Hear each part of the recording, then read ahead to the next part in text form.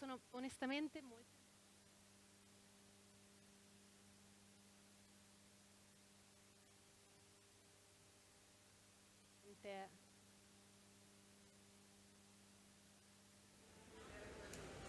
Buongiorno a tutti.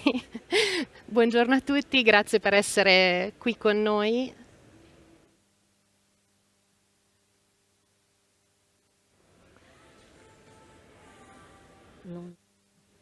Ma si sente? Non si sente? Ah, Ok. perfetto. Ok.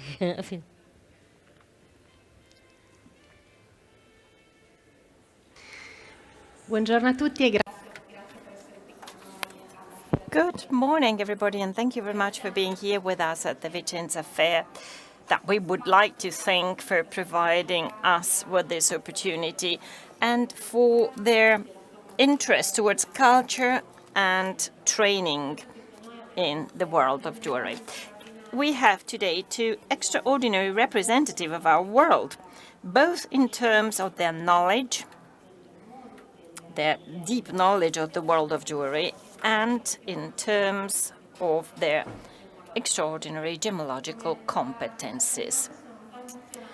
I am very excited to be here on the stage with such expert panelists because there is so much love, there is so much passion, and there is so much competence here that giving the right weight to the analysis and to the research of gemmological materials requires a special care. So I apologize if my voice is faltering, but it is really a big honor to be here with you today. So our speakers today are Laura Maria Sara Tomaselli, an amazing professor working in the field of jewelry in the large training, in the grand training schools in the field of jewelry and gemmology.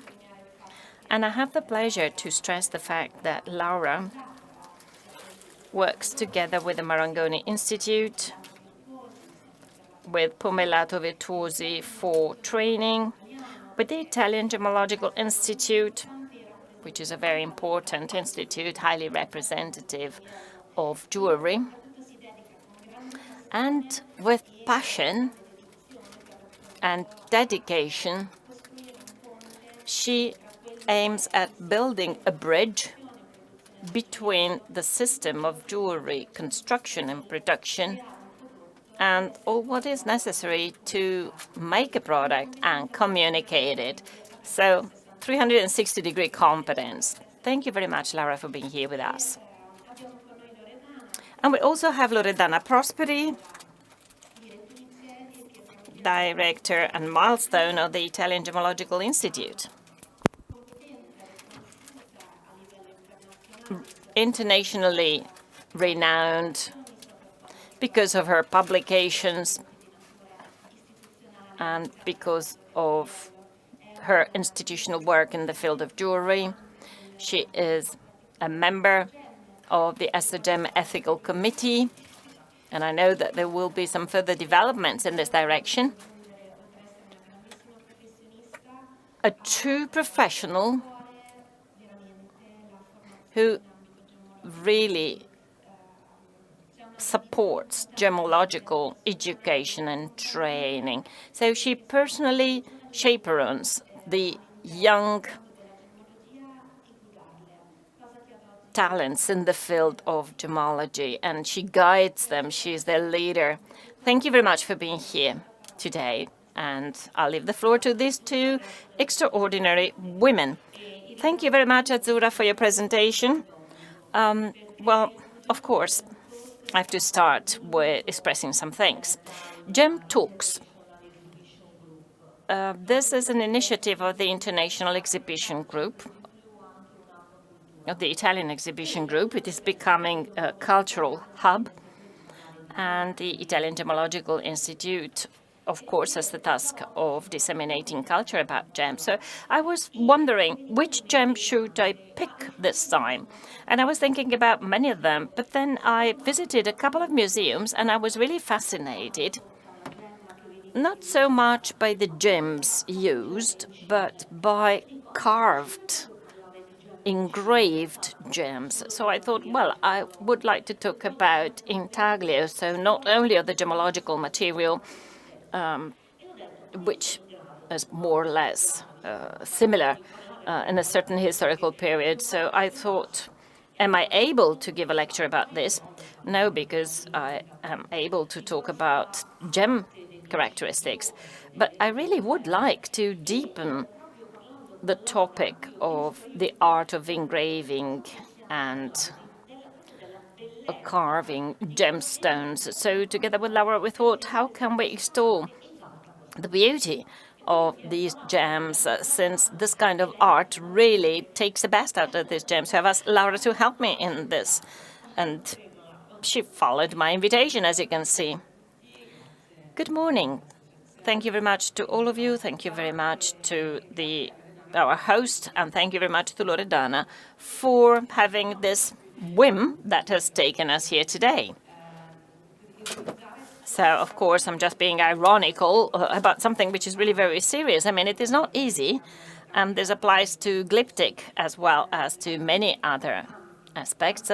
The difficulty of tackling a very vast topic in a short period of time and in one specific place.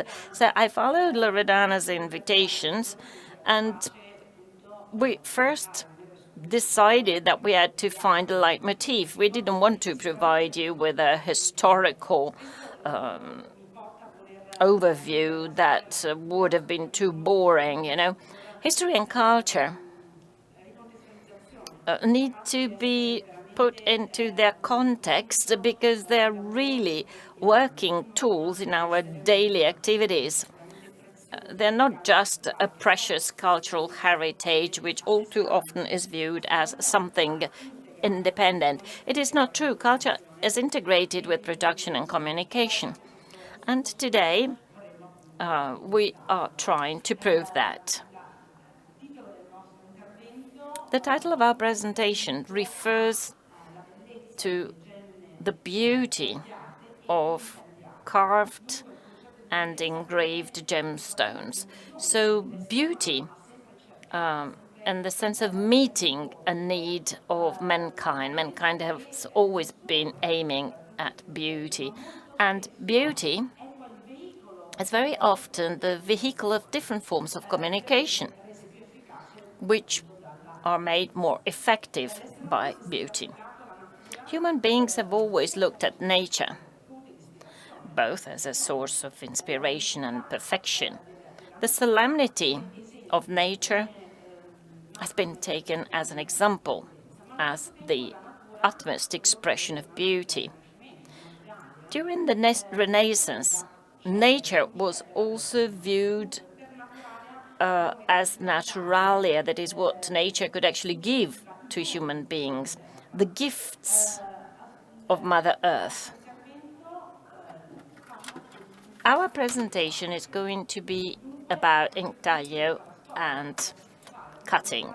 So artificialia, what human beings do, making use of what Mother Nature gives us, improving it, so the intelligence that manages to extol, amplify, and increase natural beauty. This is Balla's portrait, a beautiful picture that I have taken to represent mirabilia, so the capability of human beings to have the so-called wow effect, to be stupefied. And this is possible when nature is married with human activities. So, of course, there are many examples of this, but we believe that naturalia and artificialia become mirabilia, especially in cut and carved and engraved gemstones. So artificialia increasing the beauty of naturalia. Laura, when I see that rough pink diamond on the left, I'm very keen on naturalia. I would like to own it as it is because I find it so beautiful as it is. I know that human beings have tried to transform that rough diamond into something that could express other physical features which are hidden in the rough gemstone.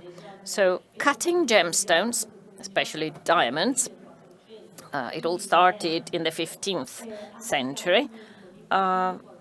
Cutting gems, people tried to free some optical effects such as brilliance, dispersion, and I'm not going to talk too much about this. Anyway, we do not see it only in diamonds. I believe that cuts can express, especially in colored gems, can express some very special characteristics. The cut extols also the color of the gemstone.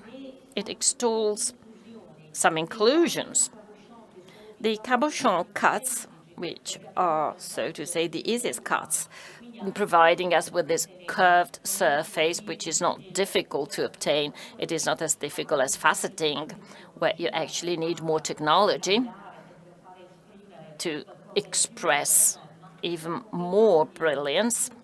So the curved cabochon cuts allow gemstones to produce other optical effects.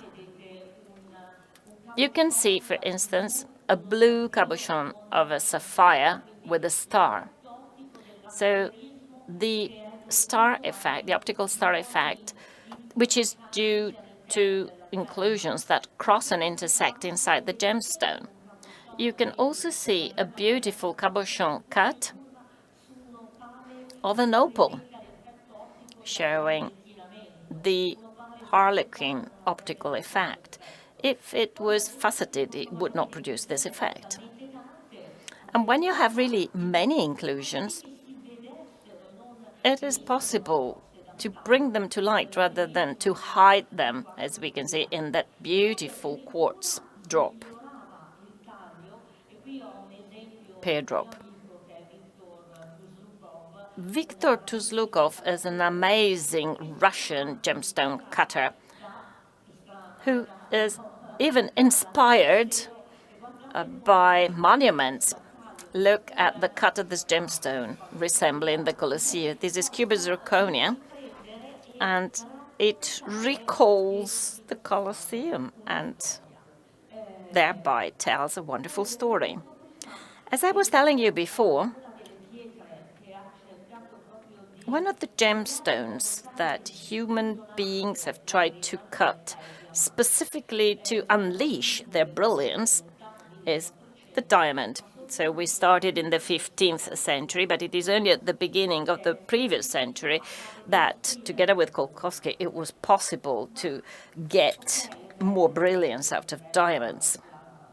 It is a beautiful gemstone. The brilliance of this diamond is amazing. But I really think that the diamond on the right is also fascinating. It is Sha, a famous diamond. It is a rough gemstone, which is not a typical rough gemstone, rough diamond, because it almost looks like a slab. It is very transparent with a yellow nuance. Gemmologists would probably classify this as a J or a K. But look at the fascination of the engraving. We have 3 types of inscriptions, and these are the names of the owners of the gemstone that changed hands and is today conserved in Russia. You have spoke about fascination. Well, for sure, faceted gemstone are a synonym of preciousness. Intaglio allows fascination to come to the surface.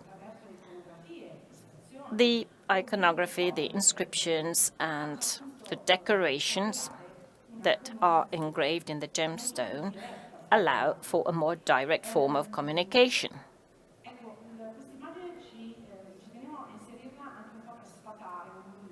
And I would like to bust a myth, which in my opinion is negative for the market of this type of art. All too often is the intaglio and cameo concept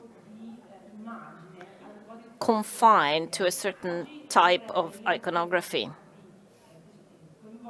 But I would like to bring you with me on a journey that will allow us to understand that there is much more than a pretty face carved in a shell or simply engraving initials.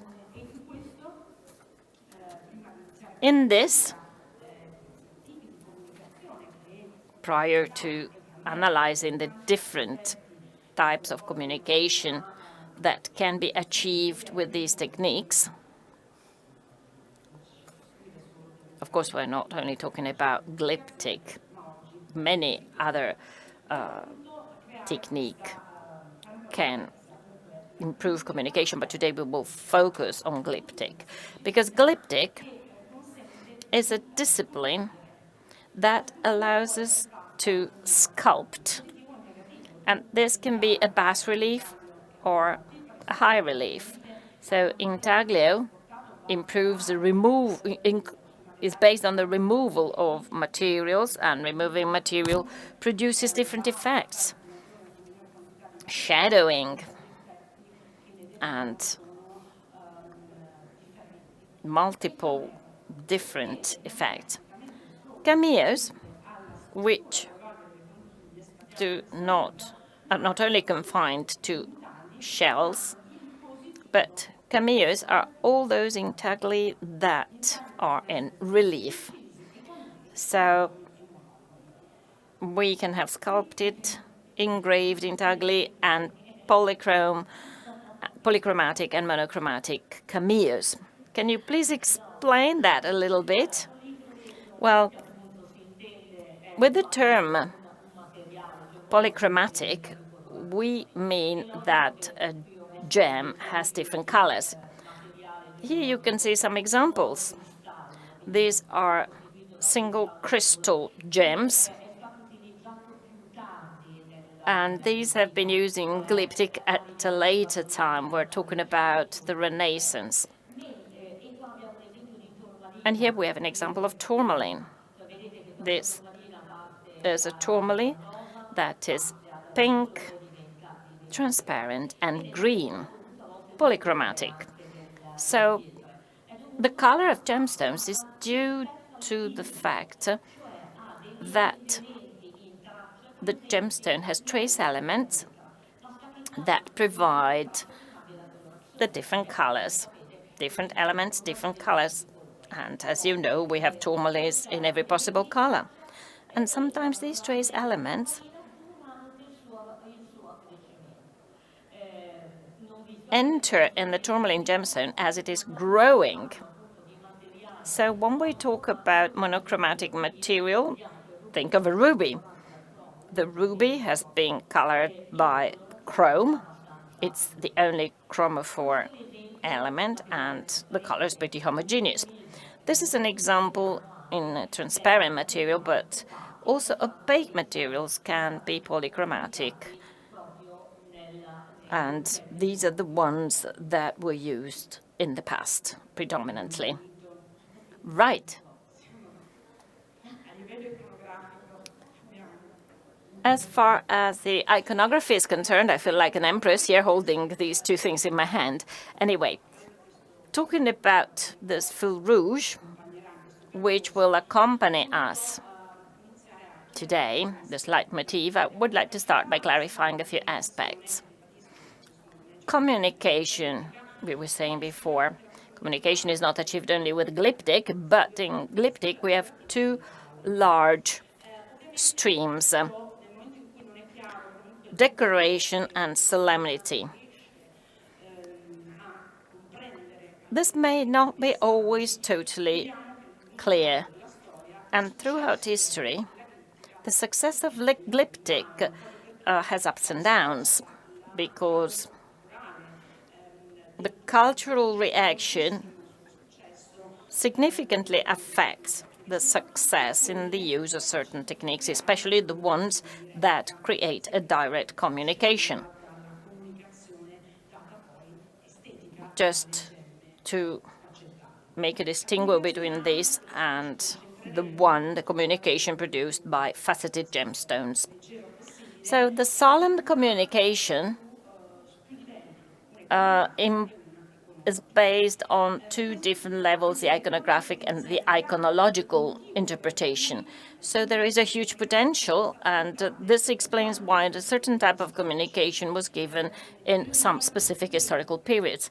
The historical period where a certain type of iconological and iconographic communication was used plays a very important role. We need to identify it because we know beforehand how communication is transmitted to the audience. So the solemn communication requires the interpretation and the recognition of signs. And in millennia, this has been really very widespread. When you chose this topic, a person very dear to me said, Laura, it's like giving a lecture on religion, just to give you an idea of how vast this field is. So trying to find this leitmotif in my presentation is of help if I identify these different classes of communication. Through the millennia, we had religious, social, magical, commemorative, self-celebrating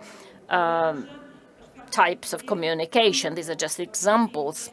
And here you can see some examples of solemn communication, because one cameo could be just like the next, but the iconological interpretation is fundamental here, because you have to interpret some signs which are distinctive for a cameo intaglio. This goes beyond faceting, which has another task, which has other advantages.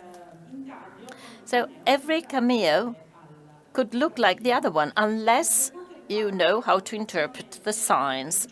Religious communication, and this applies actually to all religions, religious communication does not only mean to show the iconography. Glyptic also has a symbolic support of a given function, the function of some liturgical instruments,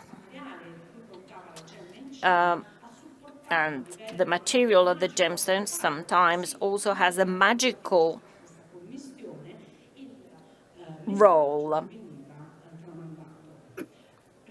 to support the message that is to be passed to the audience. So as far as the magical apotropaic function is concerned, Glyptic for sure has been present from the very beginning.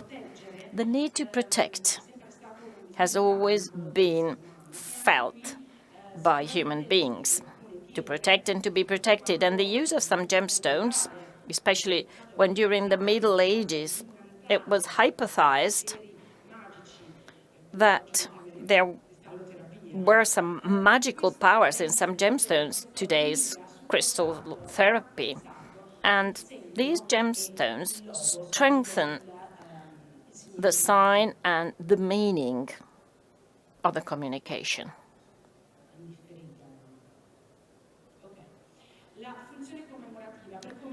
The commemorative function, by commemoration we do not only mean the well-known jewels for mourning of Victorian age. Glyptic has always been of help to remember, to celebrate happy and unhappy events, weddings, in coronations, and this can be done at several levels. As a metaphor, for instance, with biblical scenes or mythological scenes, or more directly by representing, in the case of the ship, a victory in a battle, while the mourning Glyptic requires the decodification of certain aspects, but in this sequence of pictures, we can see that the commemorative communication can present many and different aspects. Self-celebration. This is also thousands of years old. We all know the profile portrait in coins, which is suitable for the celebration of state power. But self-celebration can also be the result of an indirect communication through metaphors. This is the case of the cameos representing Hercules.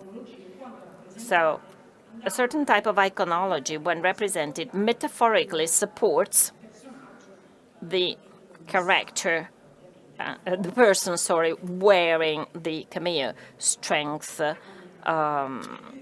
truthfulness, and so on and so forth. Another wonderful function, and now we are moving towards jewelry in general, is dissemination, the possibility of a small object, such as a piece of jewelry or a cameo, to disseminate culture. This has increased cultural circulation not only through thefts and looting following wars and conflicts, but also by reproposing works of art, like in the case of the Madonna of the Chair, Plinius doves, Laocoons, and so on and so forth. So a cultural function in this case. Well, Laura, I would like to make one step back, and I would like to understand more about the materials that were used in the past and how the art of hearthstone carving has evolved in time. Talking about carving, we have to say that everything started 17,000 years ago. Here you can read 15,000, but it is 15,000 before Christ. Now we're in the years 2000, so 17,000 years ago. And the first incisions were what you can see here in the attempt of communicating or recording events. So there are two types of incisions. It's called pictograms and the ideograms. Pictograms are the first form of writing. Something had to be communicated, and there was an evolution towards writing, starting exactly from this. Think about the cuneiform writing. Rocks were carved, carbon-containing rocks usually. And I'm telling you this because this kind of rock containing calcar has a hardness of 3.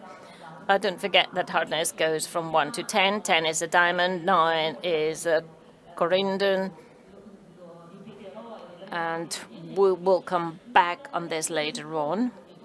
But to give you an idea, 2.5 means that you can actually engrave it with your nails, and 6 means that you need to use a steel instrument. So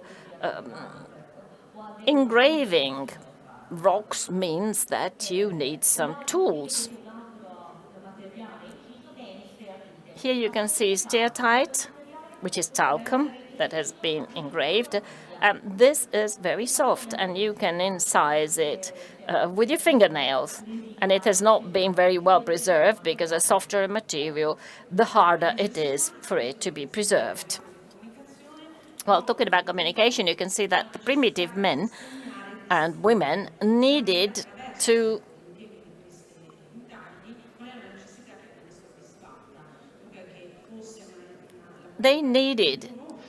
recognize, they needed to remember, they needed to communicate, and that's why they turned to stone carving. So these pictograms and these ideograms were then downsized very quickly.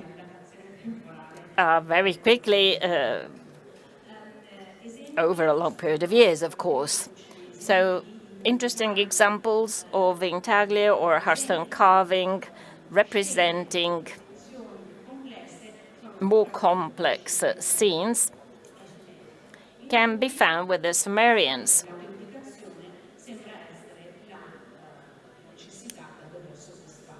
Protection seems to be the main need. Seals as carved elements are not viewed as a talisman, but the meaning is what it actually leaves behind. Exactly. And here we can also see the materials that were used by Sumerians. These were usually serpentines, a rock with a hardness between 3 and 5.5. Steatite, which is softer, as I told you before, the so-called soapstone.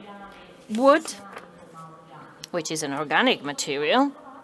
And we also found some jasper seals. Jasper is a microcrystalline opaque quartz. Quartz has a hardness of 7. Well, you may say you told us that they were not able to engrave hard stones. Well, as a matter of fact, since jasper is made of microcrystals, the engraving consisted of removing the different crystals. The Egyptians are a perfect example of the culture of the audience and how important this is for the success of Glyptic. During the different dynasties, and here we really have to cut down a very long story, there were significant limits and dogmas that led to the loss of creativity in a period when the technique was actually improving significantly. You can see the improvement of the drill, which is no longer vertical but becomes horizontal, allowing for greater precision. But this does not lead to the free expression, given the fact that the central power imposed significant constraints. However, the carving of harder and harder material progresses. Exactly, here we can see other examples of carving of serpentine, jasper, and in Egypt we also find other materials. Scarabs, for instance, were found that were made in turquoise, and this points out that gemstones traveled, since turquoise came from Persia, today's Iran. We find lapis coming from Afghanistan. I mean, think about the convoys coming from far away. And then there is another well-known scarab consisting of a local gemstone, desert glass. It is also called Libyan glass, a glass that formed, I mean, this has not been scientifically proven, but we can say that this is 99% true. It was produced by the impact of a meteorite. Meteorites falling on the sand containing silica melted the sand, giving birth to this glass. Tutankhamun's breast jewelry contains the desert glass scarab.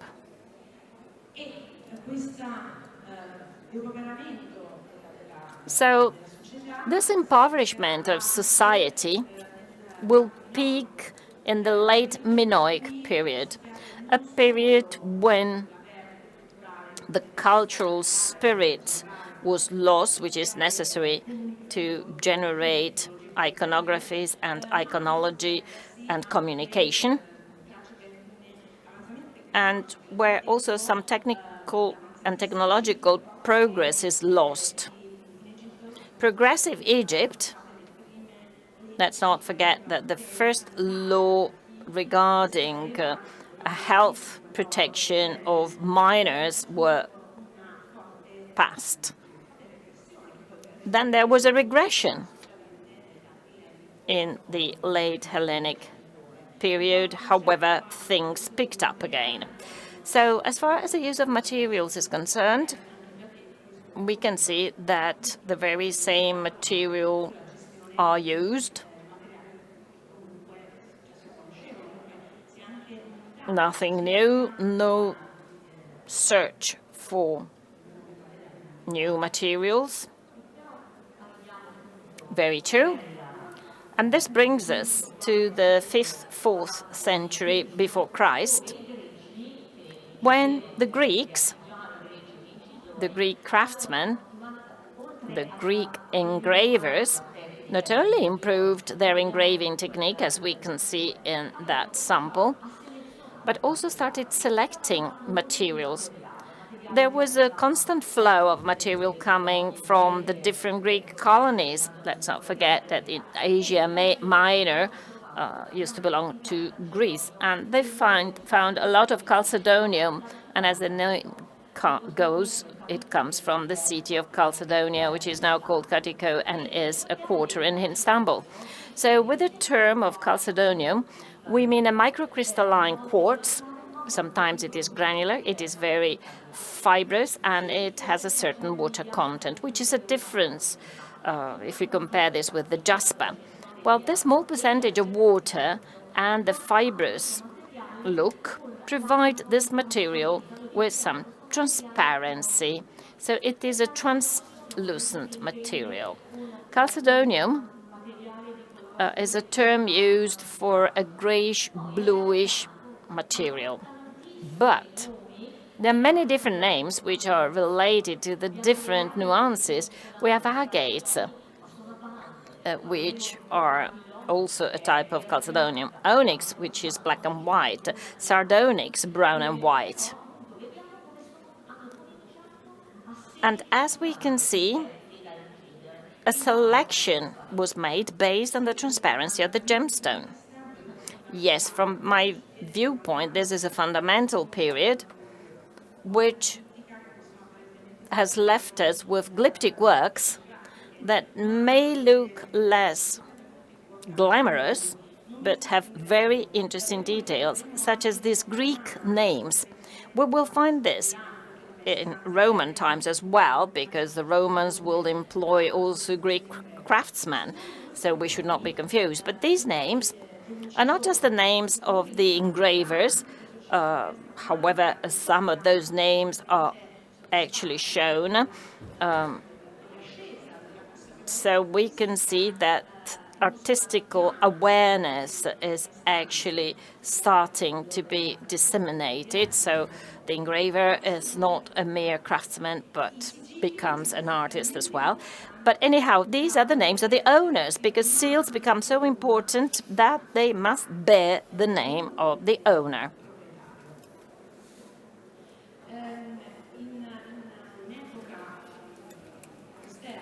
At a later time, during Augustus and Alexander, we reach the peak. These so-called Kaiser Kameen are intaglios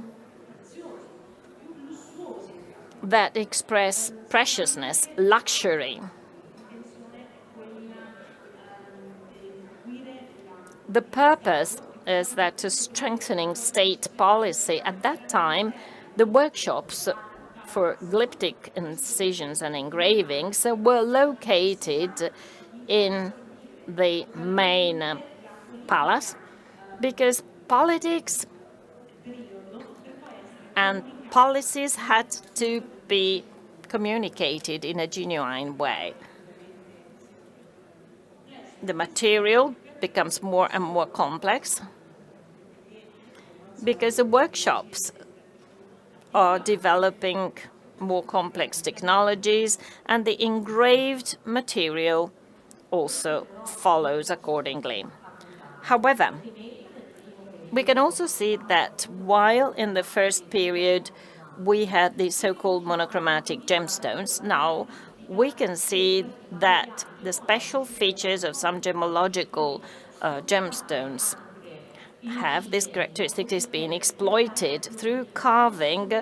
The different colors of the gemstones are brought to life, and histories are narrated like in that beautiful black and white onyx. In white, the face of the person, in black, the helmet, and the background is black. And next to this, we have one of the most prestigious and most ancient and most beautiful cameos. It is onyx once again. And in that period,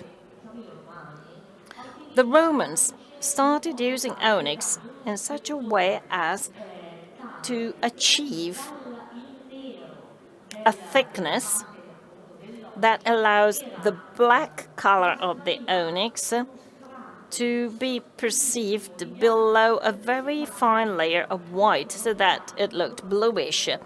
And this actually produces the contrast that you can see here. These are the rings. The one on the left is a Greek one, the other one is not a Greek one, but it is just to show you that this was not chalcedonium, but it was white and black onyx. This is agate. As I told you, agate has brownish white bands and also other colors. This is the cameo of France, which is the biggest cameo available, 31.5 centimeters by 26 by 5, so it's really cumbersome. As you see, 5 layers have been used. It's agate and sardonyx. You see the drapes of the dresses, which are obtained by engraving the thickness. I see things from the point of view of material and rock. I have a different approach. One of the most important details in history is the fact that we can do storytelling through allegories and symbols. We are now speaking about the propaganda of Glyptic. And indeed, what is important is the mind of the person reading the message. The political message is conveyed through allegories. If the watchers cannot understand allegories, then the propaganda effect is lost. Here we have a sphinx, a woman, and cornucopy that in terms of iconography, it represents the floods of the river Nile. What is the connection with the ruling family? That means fertility. It shows that under their rule, Egypt is going through wealthy and rich times. What do you see there? I see sardonyx. I see the materials. This is very beautiful indeed. Just look at the image on the right. Look at the light in the background, which has been put there before taking the picture to highlight that the material is translucent and the thickest part remains opaque. So it's beautiful as it is against the light. Also, the grain of this material was very, very fine. May I interrupt you? As for the cut, in particular with reference the comments you made have a background in the field of cutting. I am impressed by the ability of the maker. Here we see that the human hand is indeed perfect in highlighting the ability, and that goes beyond time. So a piece that we see today, which was made at the time of the Romans, lies within the field of what we called mirabilia. The Romans indeed conquered the land and absorbed the culture of the place. They used the local workers. The seals become an obsession. And the seals become a sort of fashion. It's no longer a symbol of power. You know, the negative cut, which can leave a sign on soft materials like wax and cameos, which are set on jewels, on the armors of the soldiers, which are used in the parades to celebrate victories, seals and rings.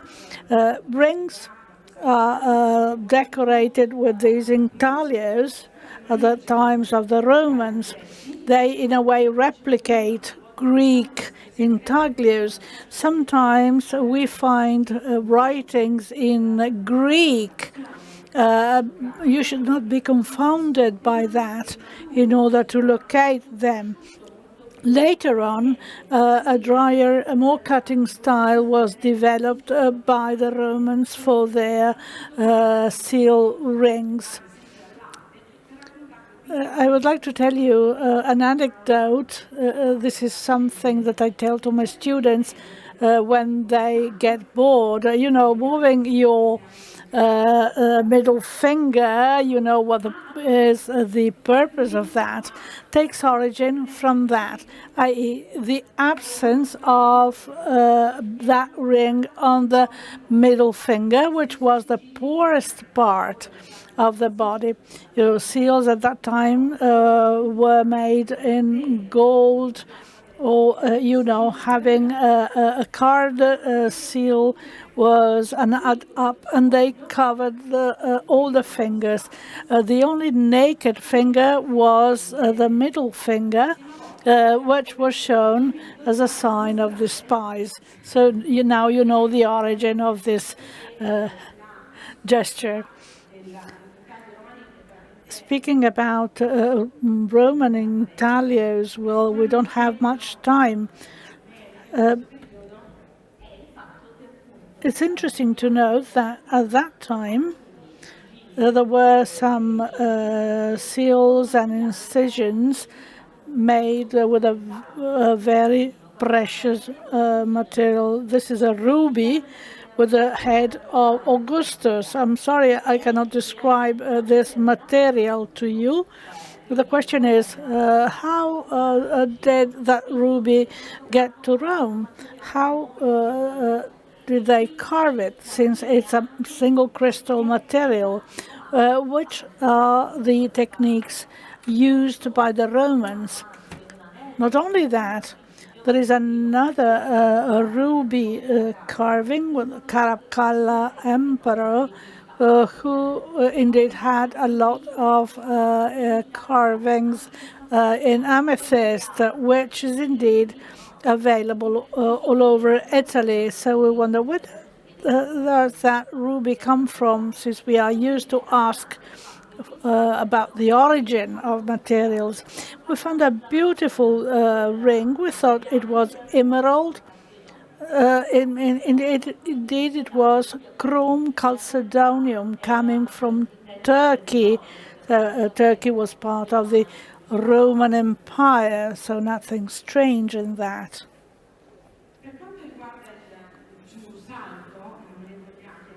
Making a leap forward, the High Middle Ages, the most interesting thing to reevaluate in Glyptic is the fact that the Church, the Catholic Church, acquired new icons. For example, Christ without a beard. It is often represented with a short haircut. This is, marketing, real marketing, because it was not well accepted. A sign of wisdom comes from Greece, where we see is sculpture in glyptics, in carvings, and in the temples. So we see the Greek philosophers, and that's why it was decided to have Christ with a beard in iconography. So there was a passage, a change from the Christ without a beard to the philosopher Christ with a beard, using an iconography which at that time was reassuring. And that indeed was a marketing operation, as Philip Daverius said, and rightly so, and to pay tribute to him. The Renaissance, again, Glyptic is very popular. In the Middle Ages, it was used for propaganda and for dissemination. The new humanistic philosophy allows for a new or nearly new approach. The humanistic culture is reborn because the classic times are rediscovered. In the Middle Ages, there was an encyclopedic culture, and lapidaries were used in the different religions, where they could study what we would call gemmology today. That is an intention of the late Middle Ages. Plinius was sort of a beacon which supported the interest for gems in the Middle Ages, and also the pleasure to collect them.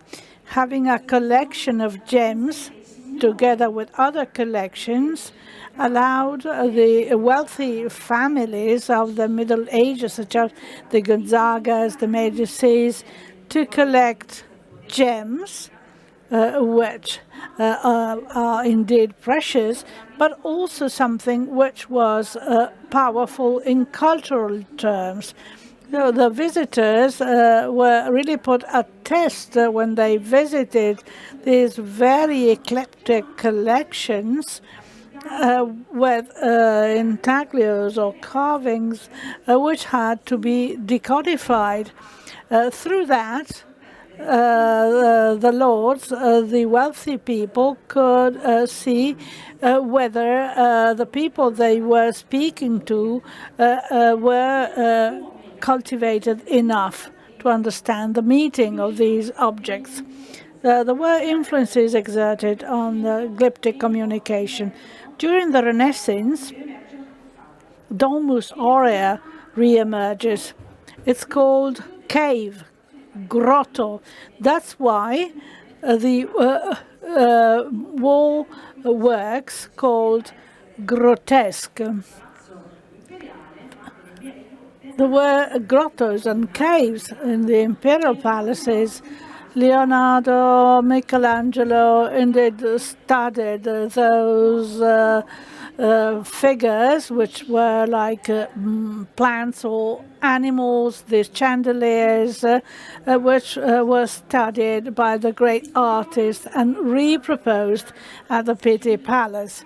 The workshops indeed produced wonderful collections with padded animals and very strange gems. So glyptic at that time was not only used to communicate the power of the ruling families, where people are shown in their profile like in coins. There are engraved gems which were there to tell the story, such as that of Savonarola or the Moors. Ceramics and glass together with the classic style, like in this cameo by Niccolo, which was engraved in onyx with this light blue hues, shows that the cameos were set back to a new context. That shows that culture is able to provide the tools to set an object in a new background, as if what is old could help us to go further and go beyond. And this is what had happened during the Renaissance. Wunderkamen, indeed, come from the Renaissance workshops, and they become increasingly eclectic. There are two important things. A presence of amber, which is one of the most used material. Rooms were completely covered with amber and ivory. Yes, indeed, and they are two organic biological materials. Ivory from the elephants, and they were also rhinoceros horns and the llama teeth. And amber, indeed, was widely used. The one coming from the Baltic states. I saw a Roman ring made of Baltic amber. That shows that that material had already been used before. It is also a status symbol. With Napoleon after the French Revolution, and with reference to the classic times, but differently from the Renaissance, the Napoleon's empire considered itself as a heir of the Romans, something which also happened again for the Nazis and the fascists. So this is a political communication. The imperial insignia and the archaeological discoveries at the times of Napoleon are a sign of distinction. Glyptic is not only a representation of power through the portraits or the metaphor of ancient times. Don't forget that Napoleon is represented by the god Mars to show its force. And the Rosetta stele, thanks to Napoleon, and that is a wonderful work of Glyptic, was the origin of the interest on Egypt, which had a major influence on jewelry, and also the birth of disciplines such as art history, art critics, and so on. The imperial style and the neoclassic style seen in marble sculptures was also supported by very important glyptic works. Some were, reworked. Others were asked by Napoleon proper by creating new schools. So the rooms of the Italian palaces were recovered, and the new carvers and engravers will work in France and will create a very important school for cameos and intaglios. When a new important trend is born, then you'll have the cheap version, such as the raisin camellias. So the polychrome glass was used as an alternative to camellias. So that trend was so strong that everybody wanted to have an object of that type. In eclecticism, in the 19th century, the so-called archaeological jewelry was born, which is not to be confused as a copy. Here, they want to study the techniques and the technologies. The weldings, for example, they wanted to discover, for example, the granulation techniques. They studied the Egyptian times, the Renaissance. So the Castellani went through the history of Glyptic and used them for different purposes, i.e. To study science and also to have objects which could be easily used by people doing the grand tour in Europe. The old engraved gems dating back to the Egyptian times were used. The Castellani objects are still exhibited at the Louvre Museum. Campana would introduce Castellani to Napoleon III, and they asked to have historical fakes which were intended to mimic some objects which had disappeared. These are objects of the 19th century. The art trader indeed sold them as originals.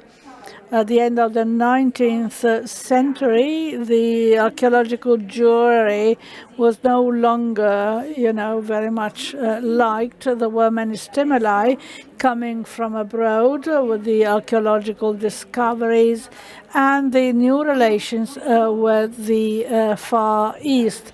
We see new objects, Cartier and Fabergé, were in competition with these small zoos, mimicking some aspects of nature, which is becoming obsessive. What you see is, interlated, engraved stones, and we have a new Fabergé tree, which is typically glyptic. This obsession for nature will change the approach to communication. Human beings now are living through the time of the Industrial Revolution, and they try to mitigate, the problems created by the new factories on the society. This embellishment of the Art Nouveau offers a new beauty. People understand that the matter should be bent to implement an idea. So it's no longer the intrinsic value. On the contrary, is the being able to work or to carve is important. These carvings generated masterpieces which are very well known in Art Nouveau: nature, flora, fauna, the landscapes. The human figure of the woman, anatomically, had not appeared on the scene since the Renaissance. So the woman, like Mother Nature, or as an instrument, this is a terrible word, sorry, of sexuality. And the monsters, which is often associated with the female figure. For example, the dragon fly, the body and the chest is glyptic. Often so, in the history of jewelry, well, they say that glyptic ended in mid-19th century. This is not so. Simply the communication goals changed them. You know, the most natural aspect of Art Nouveau is abandoned. What is stressed is opulence, referring to some musts of the history. Glyptic during the Art Deco time is used for decorative purposes. So you have to be able to read the different iconography. Here there is a change. Glyptic is intended as a form of decoration, such as the Mogul tradition, the engraving of precious stones, emeralds, rubies, and so on, and the famous Tutti Frutti. And this was also seen in the iconographies, which are really decorative. They do not refer to archaeology or to propaganda. They are simply historicized references which are used to decorate. Homes, indeed, are largely decorated in glyptic. Also, Cartier shows that strange figure on the pendulum. That is a Chinese goddess. I think that it refers to gardens. Indeed, it was not a great success in China. It was taken by the Americans and used that in comics. And Cartier, by exalting this figure, put that on top as an ornament. There was no intention to tell the story of that figure. The Gemmologic cuts of Cartier indeed were looking for old sculptures to be included in such compositions. Coming to modern times, we see that glyptic has a lot of potentials that should not be confined to certain very beautiful profiles which we had mentioned. But in this journey, we have appreciated that there are still large potentials. Glyptic can be set back to different backgrounds. One of the latest exhibitions demonstrated that Cartier is proposing many new forms of glyptic. That means that they trust us. They think that we could be able to read these messages.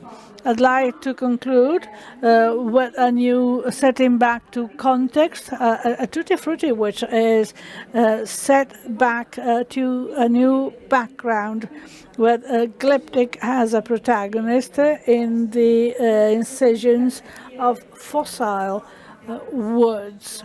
That shows that the possibilities available indeed are plenty.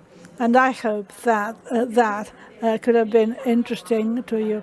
Indeed, well, just, you know, the leaves are no longer made of emerald, considering that it is very expensive. So these are sort of dry leaves. That was made in 2018. I'm sure that during the time of the pandemic, we started rediscovering new old techniques. During COVID, we were there singing on the balconies or making pizza at home. That means we were trying to be reassured by tradition, which can be set back to new landscapes. Thank you very much for this very clear description of Glyptic, which indeed is a form of art. And that is extremely important. In this journey, in the last step, we could appreciate that this technique is very well connected to high-level jewelry and the French Maison in Place Vendôme. At the same time, there is a willingness to rediscover this technique also for the public at large. So thank you very much for this bird's eye view of the history of this very interesting subject. Thank you for remaining with us.